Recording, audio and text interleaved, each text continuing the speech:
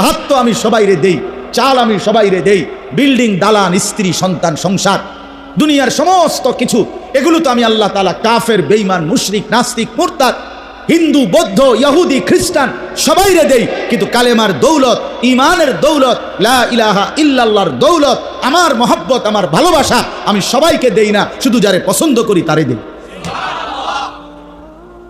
যত লোক ভাত খায় তত লোক ইমানদার তো? কথা বলেন না কেন? তো ওই ভাই, ওই এটা নামাও, নামাও, নামাও, এমনি শোনো, এমনি শোনো, রাগ করে রয়েছে এটার দিকে, মোবাইলের দিকে। বেটা, তুমি মোবাইলের দিকে তাকাইলে কার ওয়াজ শোনো? একটা মানুষ, একটা যদি সে এটার দিকেই তাকায় থাকে, তো হে ওয়াজ শুনে কার? তো মোবাইলের ওয়াজ শুনে। তো মোবাইলের ওয়াজ তো হুজুর যে সময় সামনাসামনি নাই, আলগা টাইমে না শুনবে, যখন আমি নাই। কথাটা বোঝেন নাই? তো এখন তো আমি আসি এখানে, তো এখন সামনাসামনি শোনা উচিত না? না, এখন ওইটার দিকে আগ করে তুমি, তো লাভ হইল কি? আর এই কষ্ট করে এই গরমের মধ্যে সাফাসাফি করে বসার মধ্যে ফায়দাটা কি আসলো? ফায়দা কে? ফায়দা হয়েছে দূর আমার মোবাইলে উঠছে ওয়াজ, তো কি হয়েছে? মোবাইলে উঠছে ওয়াজ, তো কি হয়েছে এতে? মোবাইলে মনে করেন বাংলাদেশের, তোমার মোবাইলে 1000 বক্তার ওয়াজ আছে, 1 লাখ ওয়াজ মোট, প্রত্যেক বক্তার 10টা করে ওয়াজ। হ্যাঁ, তো এরপরে হাসরের ময়দানে এটা জমা দিলেই তো ফেরেশতা এটা কম্পিউটারে সার্চ করিয়া পরীক্ষা নিরীক্ষা করিয়া এরপরে বেহেশতে ইয়া দিয়ে দিবে। হ্যাঁ, বেহেশত মামুর বাড়ি। আল্লাহ আমাদেরকে বুঝ দান করে। সবসময় এটা মনে রাখা উচিত। সামনাসামনি শুনবার সুযোগ হইলে এটা বড় গনিমত, সর্বশ্রেষ্ঠ গনিমত। সামনাসামনি শুনবার বরকত আলাদা। আল্লাহ তাআলা কোরআনুল কারীমের মধ্যে বলছে, কোনো বান্দা যদি দিল খোলা রেখে, কান খোলা রেখে, সশরীরে উপস্থিত থেকে আমি আল্লাহর কথা শুনে, তো নিশ্চয়ই তার জন্য আমার কোরআনের মধ্যে, আমি আল্লাহর কথার মধ্যে উপদেশ, নসিহত, পরিবর্তন আছেই আছে, আছেই আছে। ইন্না ফি যালিকা লাযিকরা লিমান কানা লাহু কলবুন আও আলকাস সামআ ওয়া হুয়া শাহীদ। শাহীদ মানে উপস্থিত। এটার বরকতই আলাদা। এটার বরকত, যেই মানুষটা দিল খোলা রাইখা, কান খোলা রাইখা, চোখ খোলা রাইখা, সশরীরে মনোযোগ দিয়া আল্লাহর কথা শুনে বিশ্বাস করেন, ধীরে ধীরে তার পরিবর্তন হয়। কিন্তু গাফেলের কোনো পরিবর্তন নেই। গাফেল মানুষ যদি 60 বছরের হয়, এবার আরও কোনো পরিবর্তন নাই। গাফেল যদি 14 বছরেরও হয়, তারও কোনো পরিবর্তন হয়। ওই বয়স তো 60, ওয়াজ শোনে আজকে 30 বছর, জুমার নামাজে ইমাম সাহেবের বয়ান শোনে, ইমাম সাহেব ওয়াজ শুরু করে, এবার সামনের কাতারে এবার ওয়াজ হলে আপনি এরকম ওয়াজ 83 বছর শুনলে কি লাভ হবে? আপনি ওয়াজ কি শুনছেন? আপনি তো ভাবে জিমাইছেন। কথা বলেন, আপনি এরম জিমেন না ওয়াজ শুনলে কোনো ফায়দা হবে? এটা কোনো মনোযোগ হইল? এটা কোনো আগ্রহ হইল? তো আপনি যদি বলেন ঘুম আসে কা, তো সাদওয়ানে ঘুমাইয়ে না কামনের। আর অন্যান্য দিন তো আপনি 12টা 40-এর টাইমে ঘুমান না। কথা বলেন, এই জন্য গাফেল, এটা গাফেল, গাফলত। এটা গাফেলের পরিবর্তন হয় না। আল্লাহ তাআলা কোরআন কারীমের মধ্যে বলছেন, ওয়ালা তুতি' মান আগফালনা কলবাহু আন যিকরিনা ওয়াত্তাবা'a হাওয়াহু ওয়া কানা আমরুহু ফুরতা। এই নবীজিকে বলছে, আমাদের প্রিয় নবী সাল্লাল্লাহু আলাইহি সাল্লামকে আল্লাহ তাআলা সরাসরি বলছে, বন্ধু, যে মানুষটা আমি আল্লাহর স্মরণ থেকে গাফেল, আপনি তার সাথে মোটেই বসবেন না, তার লগে বইয়ে নেন। যার মুখ দিয়া 6 ঘন্টা 9 ঘন্টা 3 ঘন্টাতেও কোনোদিন আল্লাহর কথা, আখিরাতের কথা বের হয় না, ওর লগে বইসে নেন। ফালতু লোক, ফালতু লোক। বইয়া বইয়া কাল বন খায়, বিড়ি খায়, গপ মারে, মোবাইল টিপে, বইয়া বইয়া শুধু টেলিভিশন দেখে, আর সারা পৃথিবীর যত কথা আছে সব বলে, কিন্তু মালিকের নাম একবারও নেয় না। এটা ফালতু মানুষ বেটা। এটা জোয়ান হইলে ফালতু জোয়ান, বুড়া হইলে ফালতু বুড়া, ফালতু মানুষ, ফালতু গাফেল, গাফেল। শেষ বয়স আল্লাহ তাআলা সারাদিন পান খানার জন্য দেয় না। আল্লাহ তাআলা বুঝি আপনার বয়স বৃদ্ধকালটা দিচ্ছে, বইয়া বইয়া কাল পান খাইতেন। হ্যাঁ, আল্লাহ তাআলা বুঝি আপনার শেষ বয়স দিচ্ছে সাদওয়ানে বইয়া গপ মারতেন, বুঝলাম। এই জন্যই আপনার শেষ হায়াতটা দিচ্ছে। শেষবারের মতো মানুষ পরীক্ষায় 3 ঘন্টা যে পরীক্ষা দেয়, প্রথম 2 ঘন্টায় যে দূর লেখে, শেষের 1 ঘন্টায় যেই কোনো ছেলে মেয়ের জিজ্ঞাসা করে দেখেন, শেষের 20 মিনিট, শেষের 30 মিনিট, শেষের 40 মিনিট সে আগের 2 ঘন্টার চাইতে বেশি লেখে।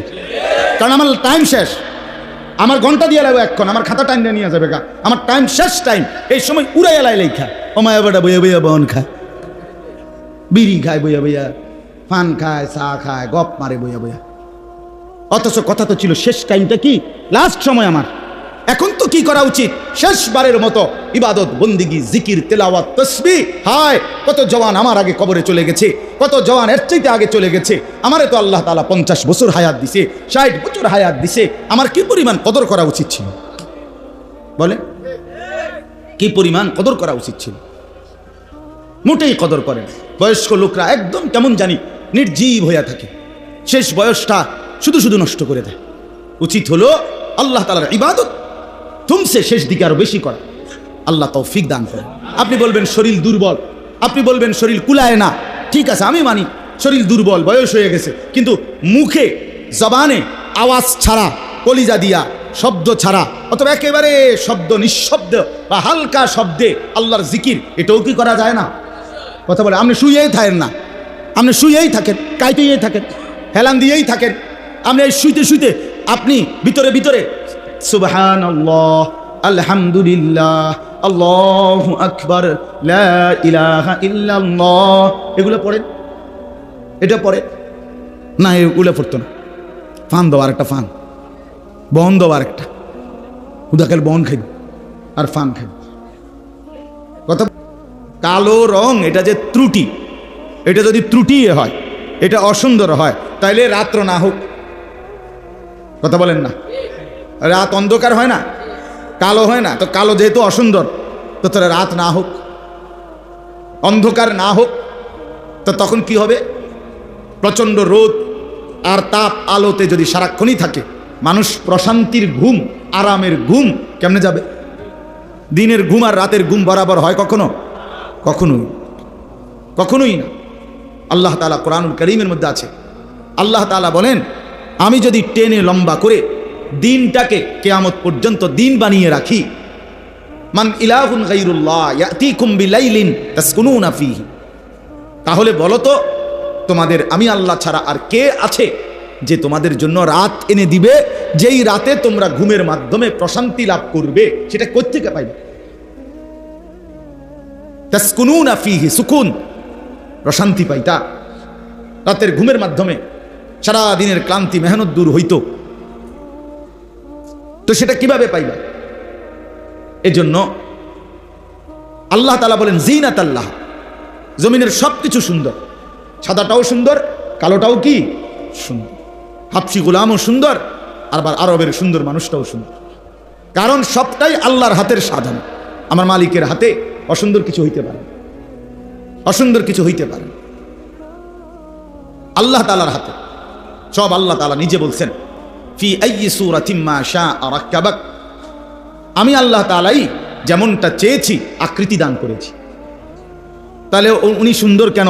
ইনি কালো কেন? উনি একটু বেকুব দেখে কালো নাকি? কথা বলেন না কেন? ওনার ফসিয়া কম দেখে কালো না। আল্লাহ বলেন এটা আমি সাজিয়েছি বান্দা, সূরাত, সৌন্দর্য আমি দিয়েছি, এটা আমার ইচ্ছা। এই জন্য গোটা কায়নাতের সমস্ত কিছু আল্লাহ তাআলা আমাদের জন্য দিয়েছেন, সুন্দর করে সাজিয়ে দিয়েছেন, আমাদের জন্য নিয়ামত দিয়েছেন। এই প্রথম তো এটা বোঝা উচিত, আল্লাহ তাআলার নিয়ামতের কদর, স্বীকৃতি নিজের কলিজার ভিতরে থাকা চাই।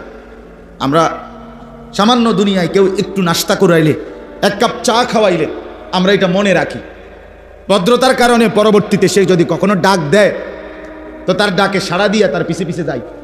কেন? লোকটা আমারে 2 দিন আগে এক কাপ চা একটা বন খাওয়াইছিল, এখন ডাক দিছে, এখন না গেলে কেমন দেখায়? আমি তো খাইছি।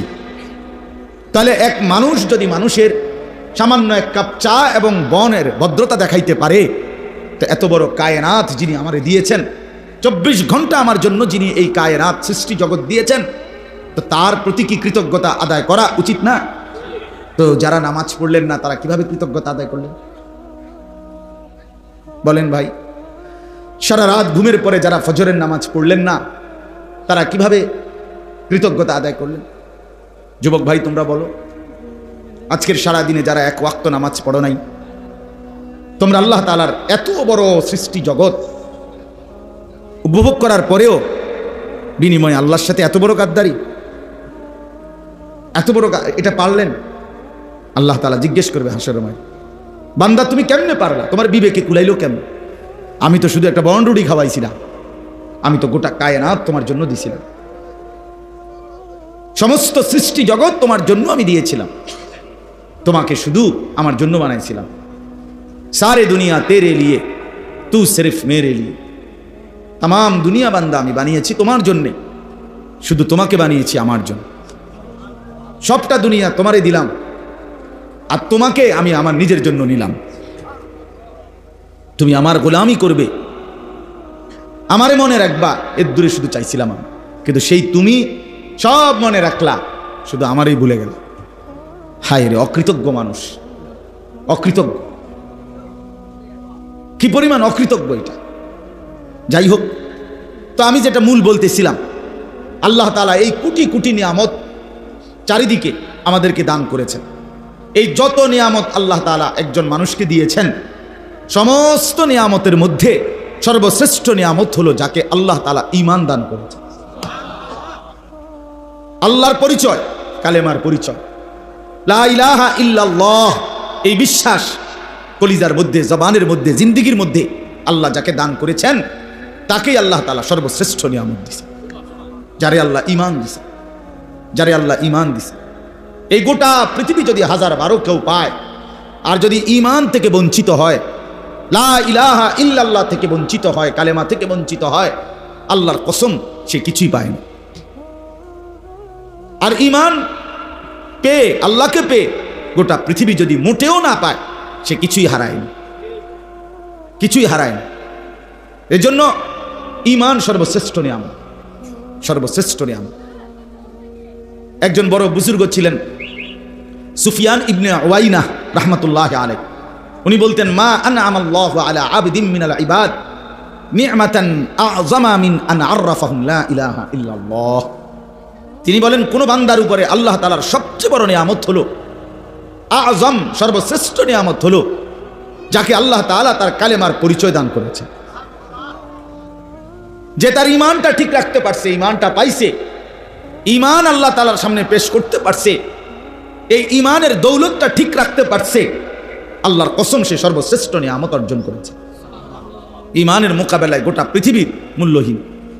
রাসূলুল্লাহ সাল্লাল্লাহু আলাইহি ওয়াসাল্লাম বলেন, 7 আসমান ও জমিন যদি এক পাল্লায় রাখা হয়, আর কালেমা লা ইলাহা ইল্লাল্লাহ যদি আরেক পাল্লায় রাখা হয়, তো নিঃসন্দেহে ঈমানের পাল্লা, কালেমার পাল্লাটাই ভারী হবে। আল্লাহ তাআলা আমাদেরকে এত বড় দৌলত দান করেন। এই আমরা যারা এখানে আছি, আল্লাহ তাআলা আমাদেরকে এই নিয়ামতটা দিয়েছেন যে আমরা জবানে বলি লা ইলাহা ইল্লাল্লাহ। আমরা কলিজার ভিতরেও এই কথা বিশ্বাস করি যে লা ইলাহা ইল্লাল্লাহ। আমরা আমাদের জিন্দেগি দ্বারাও প্রমাণ করি যে লা ইলাহা ইল্লাল্লাহ, লা ইলাহা ইল্লাল্লাহ। এজন্য বাপ, ঈমান সর্বশ্রেষ্ঠ নিয়ামত, সর্বশ্রেষ্ঠ নিয়ামত। এই তাওহীদ, তাওহীদ, কালেমা লা ইলাহা ইল্লাল্লাহ জীবনের পুরাটা, একেবারে ছোট্ট থেকে ছোট্ট, আদনা থেকে আদনা, আলা থেকে আলা, ছোট থেকে ছোট, বড় থেকে বড়, সকল কিছুই আল্লাহ থেকে নেওয়া। তিনিই দেন, তিনিই দেন, তার কাছেই চাওয়া, তার মাধ্যমেই পূরণ করার চেষ্টা করা। এটাই ঈমান, এটাই মূল পুঁজি, এটাই মূল সম্পদ, এটাই মূল নিয়াম, এটাই মূল নিয়াম। রাসূলুল্লাহ সাল্লাল্লাহু আলাইহি ওয়াসাল্লাম বলছেন, উম্মত, যদি তোমার স্যান্ডেলের ফিতাটাও ছিঁড়ে যায়, স্যান্ডেলের ফিতা সেটাও যদি শিরাকান আলাইক, তোমার স্যান্ডেলের ফিতাটাও যদি ছিঁড়ে যায়, তো কাউরে বলো না, সবার আগে তোমার আল্লাহকে বলো। কাকে বলো? আল্লাহকে আগে জানো, আল্লাহকে আগে জানো। ছোট্ট থেকে ছোট্ট মুসিবত হোক, সামান্য থেকে সামান্য পেরেশানি হোক, আল্লাহকে বলো। জীবনের যত প্রত্যাশা আছে, আমার ছেলেটা জ্ঞানী হোক, আমার মেয়েটা একটা উপযুক্ত ছেলের কাছে বিবাহ যেন দিতে পারি, আমার যেন আয় উপার্জন সুন্দরভাবে হয়, আমার শরীর স্বাস্থ্যটা যেন ভালো থাকে, এই মনে করেন দুনিয়াবিও যা চাই, আমার মনে যা আসে, সবটাই আল্লাহর কাছ থেকে পূরণ করা উচিত। সবটাই, সব কিছুর সাথে, সকল ব্যাপারে আল্লাহকেই বন্ধু বানানো উচিত। এটা মুমিনের সিফাত। আল্লাহ আমাদেরকে ঈমানের দৌলত দিয়েছেন, মুসলমান বানিয়েছেন, মুমিন বানিয়েছেন। বাপ, আল্লাহ আমার কাছে চান, বান্দা আমি তোমাকে পছন্দ করে, আমি ইচ্ছা করে, কোনো তদবির ছাড়া, কারো কোনো পরামর্শ ছাড়া আমি তোমার ঈমান দিয়েছি। লাম ইয়াকুন শাইআম মাযকুরা, আল্লাহ তাআলা বলেন, এই পৃথিবীতে যেদিন মায়ের পেটে তুমি ভূমিষ্ঠ হয়েছ, তার আগে তোমার কোনো নাম নিশানাও পৃথিবীতে ছিল না, উল্লেখ করার মতো ছিল না। কোনো আদমশুমারিতে, কোনো চেয়ারম্যান অফিসে, কোনো মেম্বার অফিসে পৃথিবীর কোনো জায়গায় তোমার নাম ঠিকানা বলতে কোনো পরিচয় ছিল না, তোমার কোনো আলোচনা ছিল না, আমি আল্লাহই দয়া করে তোমাকে মায়ের রেহেমে দিয়ে সেখান থেকে এই পৃথিবীতে বের করে এনেছি। আমি করেছি এটা। হাল আতা আলাল ইনসানি হিনুম মিনাদ দাহর লাম ইয়াকুন শাইআম মাযকুরা ইন্না খালাকনাল ইনসানা মিন নুতফাতিন আমশাজ। আল্লাহ তাআলা বলেন আমি সৃষ্টি করেছি, আমি এনেছি বান্দা, তোমার অস্তিত্বে এনেছি আমি, এই পৃথিবীর আলো বাতাসের মুখ দেখিয়েছি আমি, এটা আমার ফয়সালা ছিল। আর সেই আমি শুধু মানুষ হিসাবে পৃথিবীতে পাঠাই নাই তোমারে, বরং এক ইমানদারের ঘরে জন্ম দিয়ে তোমারে আমি মা দিয়েছি মুসলমান, বাবা দিয়েছি মুসলমান, বিনিময়ে তোমার তাকদীরও আমি ইসলাম দিয়ে দিয়েছি। তুমি জানো না বান্দা, এটা আমার কত বড় নিয়ামত দিস। আর বুঝছেন না, এটা কোনো কথা হইল? উচিত তো আপনি, হাদিসের মধ্যে আছে, আপনারা অনেকে জানেন, রাসূলুল্লাহ সাল্লাল্লাহু আলাইহি সাল্লামের একজন চাচাতো বোন ছিল, উম্মে হানি, আবু তালেবের কন্যা। নবীজি সাল্লাল্লাহু আলাইহি সাল্লাম যেই রাত্রিতে মেরাজে গেছিলেন, ওই মেরাজে যাওয়ার সময় যার বাড়িতে শোয়া ছিলেন, ওইখান থেকে নবীজির জিবরাইল আলাইহিস সালাম উঠাইয়া কাবা ঘরের কাছে নিয়ে এরপরে মেরাজে নিছিলেন। এই চাচাতো বোন নবীজির, ওনার নাম হলো উম্মে হানি। উম্মে হানি এই উনি বৃদ্ধ হয়ে গেছেন। তো নবী সাল্লাল্লাহু আলাইহি সাল্লামকে স্পষ্ট হাদিসে আছে, উনি নবীজিকে একদিন বলছে, ইয়া রাসূলুল্লাহ ইন্নী কাদ দাউফতু ওয়া কাবুরতু, আমি দুর্বল হয়ে গেছি, বুড়ো হয়ে গেছি, এখন আপনি আমারে এমন কিছু আমল বলে দেন যেগুলো আমি বসে বসে করতে পারি। ফামুরনি বিআমালিন ওয়া আনা জালিসা, আমি কি থাকবো? বসে থাকবো, জালিসা। তো আপনি আমারে, আমি দুর্বল যেহেতু, আমি নড়াচড়া করতে পারি না, তো এরকম আমারে বসে বসে আমি করতে পারি, আমাকে এমন কিছু আমল বলে দেন।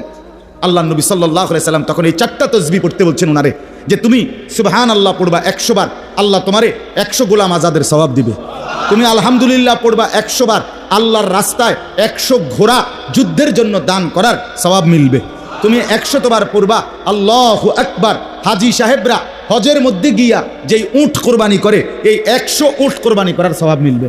তুমি 100 বার পড়বা লা ইলাহা ইল্লাল্লাহ, আসমান ও জমিনের ফাঁকা জায়গা আল্লাহ নেকিতে পুরায় দিবে। আর কি দিত আপনারে? আর কি দিত? বন দিত। আপনি কি হারাইলেন আর কিতে খাইলেন?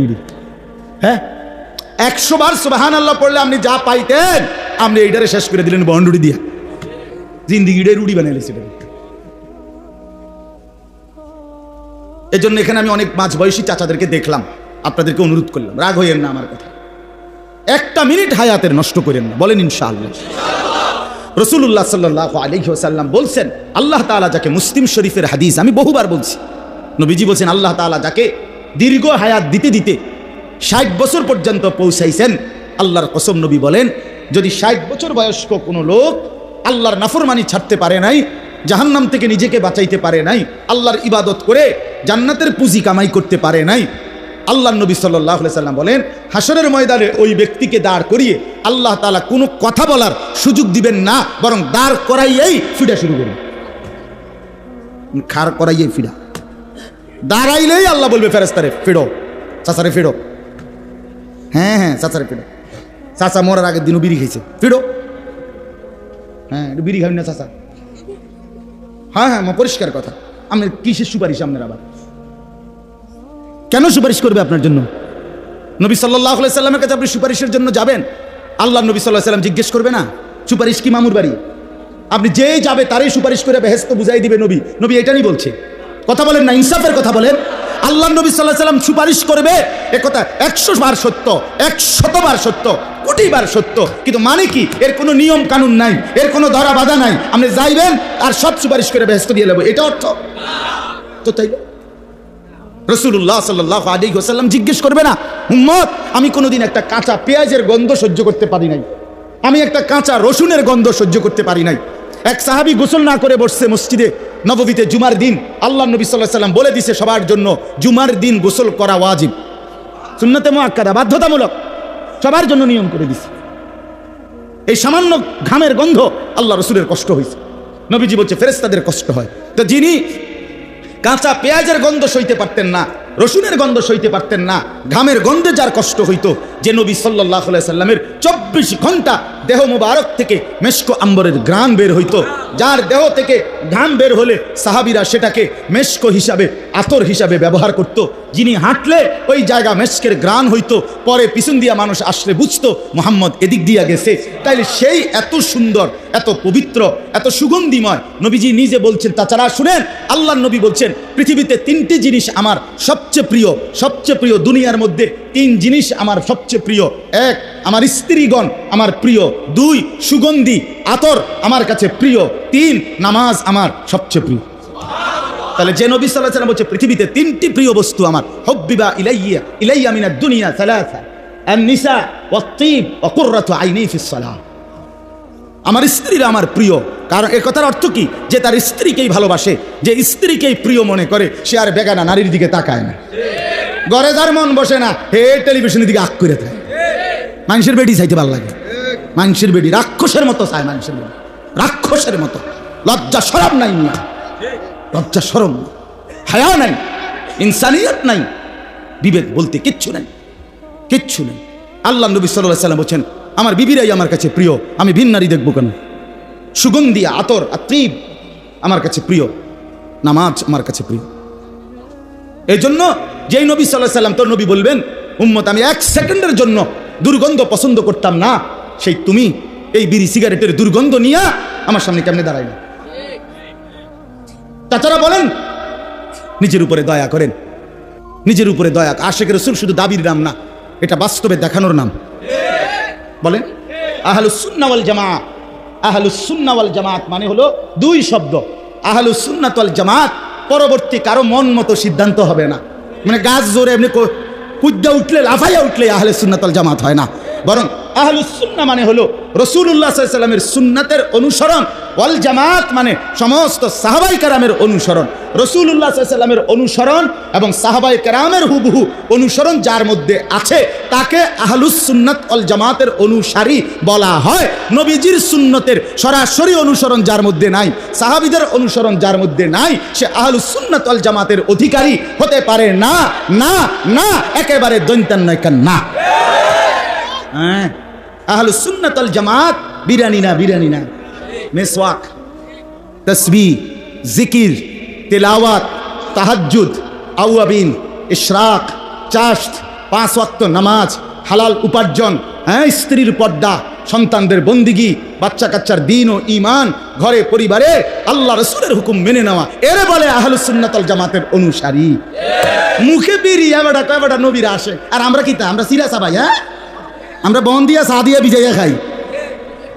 আলাপ করেন আপনি, হ্যাঁ, আলাপ করেন আপনি। রাসূলুল্লাহ সাল্লাল্লাহু আলাইহি ওয়াসাল্লামের সরাসরি অনুসরণ যার মধ্যে সে আহলুস সুন্নাত, সাহাবায়ে কেরামের অনুসরণ যার মধ্যে সে ওয়াল জামাত, মানে আহলুস সুন্নাত ওয়াল জামাত।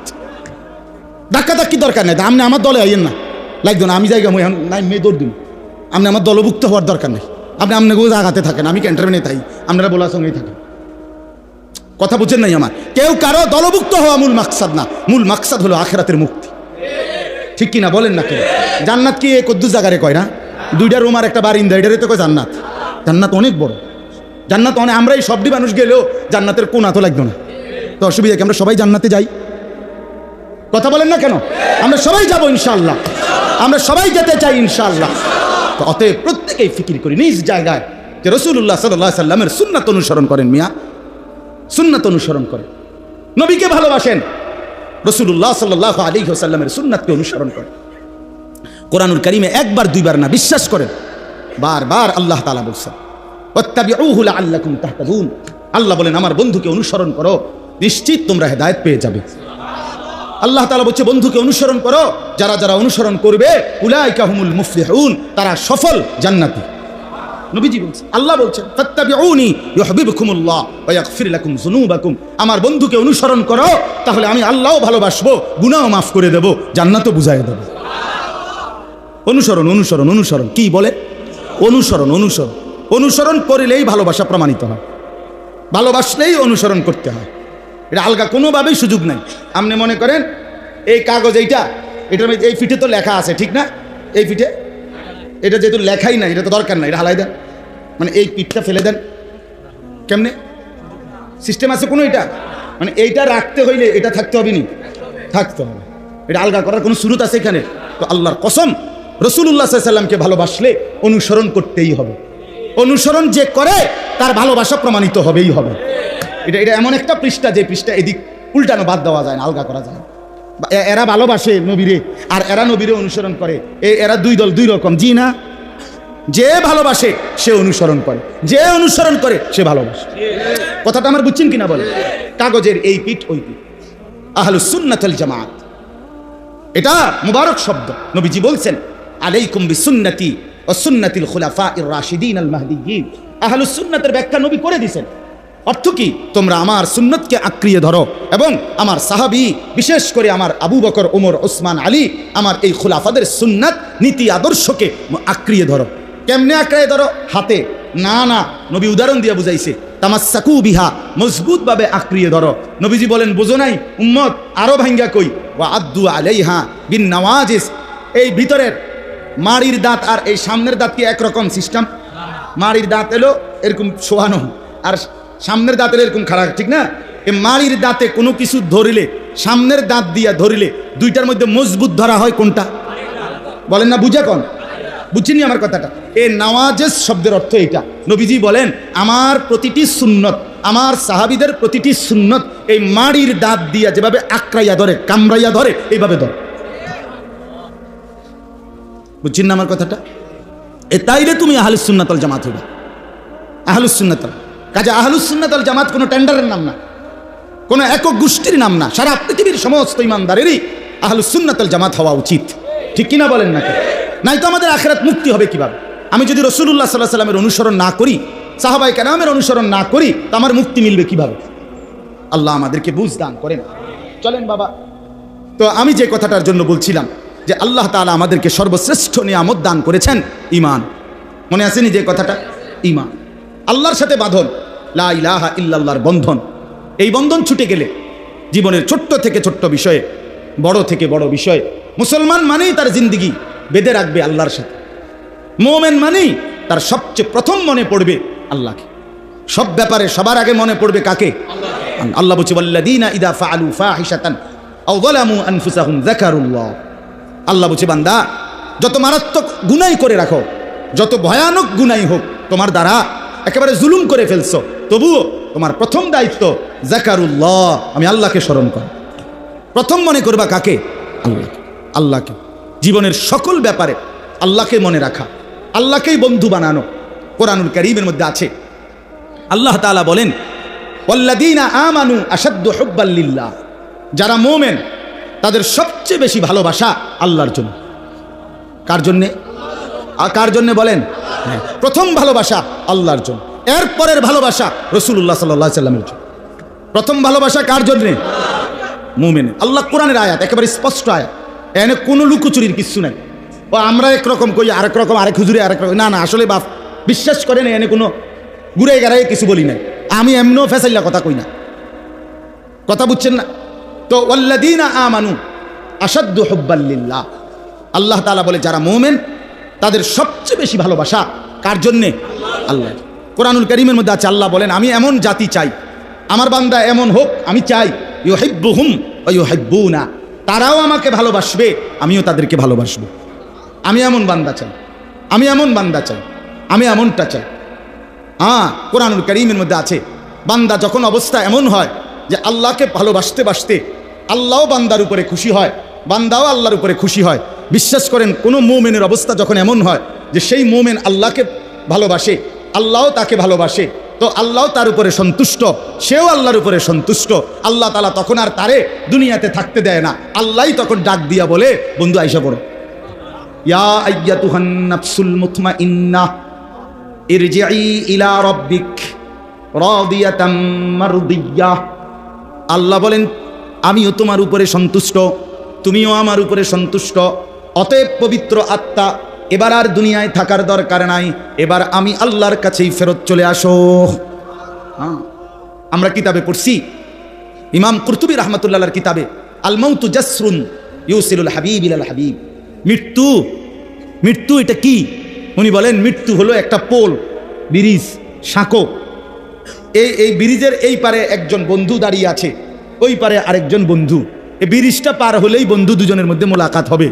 এপারের বন্ধুর নাম হলো মুমিন, ওই পারের বন্ধুর নাম হলো আল্লাহ। ওই পারের বন্ধু আল্লাহ বলতেছে এই বন্ধুকে, বন্ধু ব্রিজ পার হইয়া আসো আমার কাছে মোলাকাত করো। তা এই ব্রিজটাই হলো মৃত্যু। এপারের মুমিন মৃত্যুবরণ করলেই ওই পারের বন্ধু আল্লাহর সাথে মোলাকাত হয়েছে।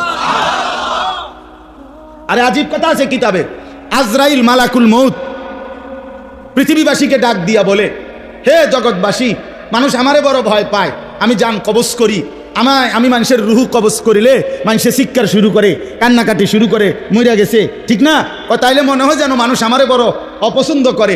আমি মালাকুল মউত আইলেই সবার অপছন্দ, আমি জান নিয়ে নেই। কিন্তু তোমরা কি জানো, আমি তো জান নিয়ে ক্ষতি করি না, বরং আমি জীবন নিয়ে আল্লাহর মোমেন প্রিয় বান্দাকে তার সবচেয়ে প্রিয় বন্ধু আল্লাহর সাথেই তো মিলাইয়া দেই। আমি ক্ষতি করলাম কই? বাটপার সিটারের না অসুবিধা হইতারে? মোমেনের সমস্যা কি? মোমেন মরলে অসুবিধা কি? কথা বলেন না কেন? সিটার বাটপার তো দুনিয়াতেও সমস্যা, তো তুমি মরলেও সমস্যা, তো সমস্যাই তো তোমার সমস্যা দিয়ে আমার সমস্যা কি? বোঝেন না কথাটা? বাটপার সিটার তো দুনিয়াতেও সমস্যা,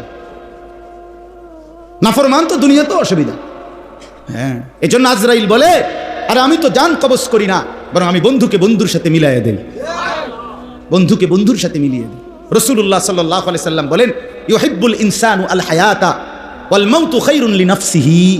নবীজির হাদিস, নবীজি বলেন, হায় লোকেরা বেঁচে থাকতে ভালোবাসে, অথচ সে যদি জানতো তাহলে বুঝতো মৃত্যুই ছিল তার জন্য বেশি উত্তম, মৃত্যুই ছিল তার। হযরত আবু হুরায়রা রাদিয়াল্লাহু তাআলা আনহু, ওনার জামানায় আবু হুরায়রা সাহাবী, একদিন কোনো এক লোককে দেখতেছিলেন যে কোথাও যাচ্ছে। তা আবু হুরায়রা জিজ্ঞেস করছেন যে ভাই কই যাচ্ছ? বলছে বাজারে যাচ্ছি, কিছু কেনাকাটা আছে। উনি মহব্বত করে মনের আবেগে বলতেছেন, বাজারে খুঁজো মৃত্যু কিনতে পাওয়া যায় কিনা, তাইলে আমি মৌত কিনে নেব, আমার আল্লাহর কাছে পৌঁছে যাব। হযরত খালিদ ইবনে মি'দান রাদিয়াল্লাহু তাআলা আনহু, একজন সাহাবী, উনি বলেন, কেউ যদি আমারে বলতো ওই নির্ধারিত যেই রশি এতটুকু দূরের, সবার আগে দৌড়াইয়া গিয়া প্রথম ওই রশিটা ধরতে পারলে মৌত হবে, তিনি বলেন আমি চেষ্টা করব সবার আগে সেই রশি ধরে মৃত্যুবরণ করে আমার আল্লাহর কাছে পৌঁছতে। ইমাম আবু হাজেম একজন বড় ইমাম ছিলেন, উমাইয়া একজন খলিফা হারুনুর রশিদের আমলে। তো হারুনুর রশিদ বাদশাহ একদিন জিজ্ঞাসা করছে ওই বুজুর্গকে, হে আল্লাহর প্রিয় বান্দা আবু হাজেম, আমরা মৃত্যুকে এত অপছন্দ করি কেন, মরতে চাই না কেন, বেঁচে থাকতে চাই কেন? উনি বলছে মানুষের নিয়ম হলো, ওই বুজুর্গ বলতেছে, মানুষ যেই জায়গা আবাদ করে আর যেই জায়গা তার আবাদ করে নাই অনাবাদী, মানুষ আবাদী জায়গায় থাকতে চায়, অনাবাদী জায়গার মধ্যে থাকতে চায় না। তোমরা মূলত দুনিয়াটারে আবাদ করছো, আখেরাতটারে বরবাদ করছো, এই জন্য দুনিয়ায় থাকতে চাচ্ছ। মোমেন আখেরাতকে আবাদ করে দুনিয়াকে ফেলেই দেয়, এই জন্য মোমেন ইমানদার আল্লাহর প্রিয় বান্দা মরতেই চায়, আর তোমরা দুনিয়ায় থাকতে চাও। অতএব এক ইমানদারের বন্ধু আল্লাহ। ইমানদারের প্রথম বন্ধু কে? ওয়াল্লাযীনা আমানু আশাদ্দু হুব্বাল লিল্লাহ। সবচেয়ে বেশি ভালোবাসা আল্লাহর জন্যে, সবচেয়ে বেশি ভালোবাসা আল্লাহর জন্য। এবার আসেন এই আয়াতের বক্তব্যটা কি? এই আয়াতের বক্তব্যটা হলো, এবার আল্লাহ তাআলা বলছেন, উদাহরণ দিয়া বুঝাইছেন যে আমি আল্লাহকে বাদ দিয়ে তোমাদেরকে সতর্ক করছি আমার বান্দারা, আমি আল্লাহরে বাদ দিয়া তোমরা যে যারে বন্ধু বানাইছো, কেউ দোকানটাকেই প্রিয় বানায় ফেলছো, কেউ ব্যবসাটাকেই প্রিয় বানায় ফেলছো, কেউ জিফুত্তারেই প্রিয় বানায় ফেলছো, কেউ দুনিয়ার পদ পদবিটাকেই, দুনিয়ার কর্তৃত্ব নেতৃত্বটাকেই প্রিয় বানায় ফেলছো, কেউ দুনিয়া সাজানোটাকেই প্রিয় বানায় ফেলছো। এই আল্লাহকে বাদ দিয়ে যে যাকে কি বানাইছো, ডাক দিচ্ছ, প্রিয় বানাইছো, বন্ধু বানাইছো, আপন করে নিছো, অর্থাৎ এই প্রিয়, এই ভালোবাসা দুনিয়ার এই কোনো জিনিস, ব্যক্তি, বস্তু, কোনো কিছুকে ঘনিষ্ঠ হতে গিয়ে আল্লাহকে ভুলে গেছো, ইবাদতকে ভুলে গেছো, আখেরাতকে ভুলে গেছো, নামাজকে ভুলে গেছো, হালাল হারাম ভুলে গেছো। আল্লাহ তাআলা বলে প্রথম কথা হলো তুমি একটা মাকড়সা। ওই ব্যক্তি মাকড়সার মতো যে ব্যক্তি আল্লাহকে বাদ দিয়ে অন্য কিছুকে বন্ধু বানিয়েছে। কিসের মতো? কোন মাকড়সা? আল্লাহ বলেন ইত্তাখাযাত বাইতান, যেই মাকড়সা বড় যত্ন করে একটা ঘর বানাইছে। আর মাকড়সার ঘর দেখছেন না আপনারা? হ্যাঁ, এই মাকড়সার ঘর। তো আল্লাহ তাআলা বলেন ইন্না আওহানাল বুয়ুতি লাবাইতুল আনকাবুত। হায় তোমরা যদি বুঝতা এই গোটা পৃথিবীর সমস্ত প্রাণী মানুষ ছাড়াও আর যত প্রাণীর যত ঘর আছে মানুষেরও সমস্ত ঘরের মধ্যে সবচেয়ে দুর্বল ভঙ্গুর সবচেয়ে ক্ষণস্থায়ী সবচেয়ে দুর্বল হলো মাকড়সার ঘর। মাকড়সার ঘর, যেটা একটু বাতাস আসলেই উড়ে যায়, যেটা 6 মাসের কোলের বাচ্চাও যদি হাতালগি দেয় ছিঁড়ে ভিড়ে যায়, ছিঁড়ে ভিড়ে যায়। আল্লাহ তাআলা বলেন ঠিক এরকম ভাবে আমি আল্লাহকে ভুলে গিয়ে, আমার আখিরাতকে ভুলে গিয়ে, আমার বিবাদতকে ভুলে গিয়ে, আমার বন্দিগিকে ভুলে গিয়ে যে যেটাকে বন্ধু বানাইছো, আল্লাহর কসম তুমি যেন মাকড়সা যে একটা দুর্বল ঘর বানাইলা আর ধরে নাও ওই ঘর অচিরেই তোমার থেকে নিঃশেষ হয়ে যাবে। এই বাজার তোমারে রাইখা, বাজার এখানে রাইখা তোমারে কবরে পাঠাই দিবে, এই দোকান এখানে রাইখা তোমারে কবরে পাঠাই দিবে, তোমার জিফুত্রে দুনিয়াতে রাইখা তোমারে কবরে পাঠাই দিবে, তোমার বউ বাচ্চারে কবরে দুনিয়াতে রাইখা তোমারে কবরে পাঠাই দিবে, তোমার কর্মীদেরকে দুনিয়াতে রাইখা তোমারে কবরে পাঠাই দিবে, তোমার নেতাগিরি মাতবুরি রে মাটির উপরে রাইখা তোমারে দুনিয়া লাথি দিয়া কবরে পাঠাই দিবে। যা নাফরমান যা। সামান্য দোকানদারি করতে গিয়ে কোনোদিন এক ওয়াক্ত নামাজ পড়তে পারো নাই, একটা অটো চালাইতে গিয়ে নামাজ পড়তে পারো নাই, কদুর চা বেচতে গিয়ে এক ওয়াক্ত নামাজ পড়তে পারো নাই, একটা মোবাইল টিপতে গিয়া যুবক এক ওয়াক্ত নামাজ পড়তে পারো নাই, বন্ধুদের আড্ডা দিতে গিয়ে নামাজ পড়তে পারো নাই। হায় নাফরমান, কাকে বন্ধু বানাইলা, কাকে ভুলে গেলা, ধরলা কাকে, ছাড়লা কাকে, ধরলা কাকে, ছাড়লা কাকে। চলেন এবার তর্জমা শুনেন, তাইলে শেষ কথা। আল্লাহ তাআলা বলেন মাসালুল্লাযীনা ইত্তাখাযু মিন দুনিল্লাহি আউলিয়া। আল্লাহ তাআলা বলেন আমি আল্লাহ উদাহরণ দিচ্ছি, মাসাল দৃষ্টান্ত দিচ্ছি, আল্লাযীনা ইত্তাখাযু মিন দুনিল্লাহি আউলিয়া, জগতের যত মানুষ যারাই আমি আল্লাহকে বাদ দিয়ে অন্য কিছুকে বন্ধু বানিয়েছে। বন্ধুই তো বানাইছেন, বন্ধুই বানাইছে। নামাজে যাইতেন না, না হুজুর এই সময় নামাজে গেলে কাস্টমারের বিরাট ক্ষতি হয়ে যাবে, কাস্টমার মানে এখান দিয়ে কম, খুব কাস্টমারের চাপ। এই নামাজ পড়তে যাইতেন না হুজুর, এই এখন নামাজে গেলে আমার সিএনজিটার যে সিরিয়াল দিছি 30টার পিছিয়ে যাই বাবা, সিএনজিটা কি 30টার পিছিয়ে যাই বাবা। হে, তার কলজার ভিতরে এটা বসছে যে আমার রিজিক, আমার জিন্দিগি, আমার সিএনজি, আমার জীবন। আমি উদাহরণ দিলাম আর সিএনজি বলে সিএনজি নিয়ে ভাইলেন হুজুর, মানে বুঝাইলাম আর কি। এই যে কলিজার মধ্যে বসছে যে এই দুনিয়া আল্লাহকে বাদ দিয়ে অন্য কিছু, এটাকেই আমি আমার দিলে বসাই দিলাম। কত নামাজ চলে যায় খবর নাই, জবান দিয়া একটাবার আল্লাহকে ডাকারও সুযোগ হয় না। আয় ছেলেগুলো করেটা কি সারাটা দিন দেখি, কি সুন্দর যুবক, আমার এত মায়া লাগে, কিরে বেটা এমন শক্ত সামর্থ্য শরীর, মাথার চুল থেকে পায়ের নখ পর্যন্ত কোথাও কোনো রোগ নাই, ব্যাধি নাই, আল্লাহ তাআলা কি সুন্দর তাগড়া জওয়ান দিছে, আর তুমি সেইটারে শুধু শুধু মোবাইলে টিপ্পা, নারীর পিছনে ঘুরা, বন্ধু বান্ধবদের আড্ডায় শেষ করে দিই। এমন সুন্দর জীবন, আস্তাগফিরুল্লাহ, আস্তাগফিরুল্লাহ। এটা হলোটা কি, হলোটা কি? হায় অচিরেই যুবক বুঝবা, আমার বন্ধু আজকে হয়তো 3 রাত না ঘুমাইলে ঘুরলে টের পাও না, সারা রাতও যদি না ঘুমাও হয়তো কিছু মনে হবে না, কিন্তু ঠিক বরাবর বয়স যখন 40 হবে, আমার নওজোয়ান বন্ধু যদি আল্লাহ হায়াত দেয়, 40 বছর পূর্ণ হবে যেদিন, 41 বছর শুরু হবে যেদিন, সেদিনই বুঝবা এই পিছনের 40 বছরের জওয়ানির জিন্দেগি এবার ভাঙতে শুরু করছে, এবার সূর্য ডুবতে শুরু করবে। হ্যাঁ, সকালবেলা তো মনে করেন 5:45 বাজে, কথার কথায় সূর্য উঠতে শুরু করছে, 12টা পর্যন্ত সূর্য কেবল তেজে দিছে, তো এবার যখন 12টা বেজে গেছে, এবার সূর্য হেলতে শুরু করছে, সন্ধ্যা হইতে হইতে একদম ডুববে গেছে। এটা সেই সূর্য ডুবছে যে সূর্যটা 10টার সময় একদম তেজওয়ালা ছিল, ঠিক না? এটা এখন অলরেডি ডুবেই গেছে। আমার ভাই জিন্দিগি এমন, জিন্দিগি এমন, এখন কিছুই মনে হয় না, এখন কিছুই মনে হয় না, এখন আর বন্ধুদের আড্ডা ছাড়তে মন চায় না, মোবাইলের নেশা ছাড়তে মন চায় না। হ্যাঁ, অচিরেই এমন একটা সময় আসবে যদি হায়াত পাওয়া যায়, আর না পাইলে তো তার আগেই শেষ, তার আগেই শেষ। তো আল্লাহ তাআলা বলেন আমি আল্লাহকে বাদ দিয়ে যারা দুনিয়ার যেই কোনো জিনিসকে বন্ধু বানালো, কামাসালিল আনকাবুত, ওই লোকটা যেন মাকড়সার মতো। প্রথমত লোকটা কি? মাকড়সা। ইত্তাখাযাত বাইতান, যে একটি ঘর বানালো, মাকড়সার ঘর, মানে আমারে বাদ দিয়া যেটারে ধরলো সে যেন মাকড়সার ঘর বানাইলো। ওয়া ইন্না আওহানাল বুয়ুত লা বাইতুল আনকাবুত, আর এটাও জেনে নাও বান্দা, সবচেয়ে দুর্বল ঘর মাকড়সার ঘর। অর্থাৎ আমি আল্লাহরে বাদ দিয়ে যদি গোটা পৃথিবীটাও তুমি তোমার সঙ্গে লাও, তারপরও মনে রাখো এটা একদমই দুর্বল, একদমই দুর্বল, একদমই দুর্বল। গোটা পৃথিবী আপনার পক্ষে, কিন্তু আপনার ফেডে অসুখ, আপনার বেল আসেনি। হ্যাঁ, 1 ঘন্টার মধ্যে আপনি 4 বার বা 6 বার বাথরুমে গেছেন, আপনি যে হইতে লাইলেন